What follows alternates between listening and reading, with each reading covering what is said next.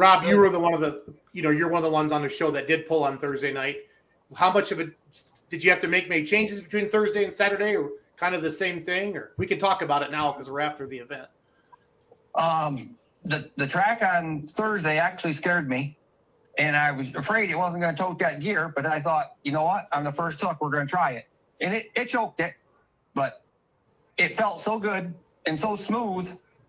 I had to take it, even though it choked it, and as you can see, it's a good thing I did. But yeah. So for us, it was better on Thursday night. Yeah, no, that's a good deal. That's not to say Saturday night was bad by any means. That was a good track all weekend, I thought. Yeah, no, that seems to be a consistent thing, and that's one thing pullers will say a lot, and I like how everybody's being honest about it. Like, this was one of the best tracks, and I'm hoping other promoters see this and go, wow, this is something we need to do for the pullers as well. Jared, for a two-wheel drive track, was it money just like it was for the pros and the supers, or did you want a little wetter or a little drier, or what were you thinking?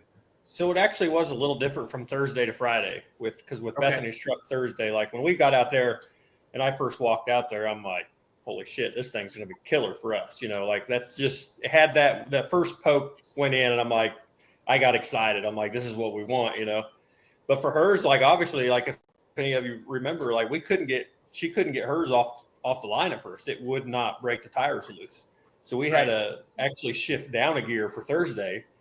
But then for Friday and Saturday, we was able to go back to what I wanted to try Thursday.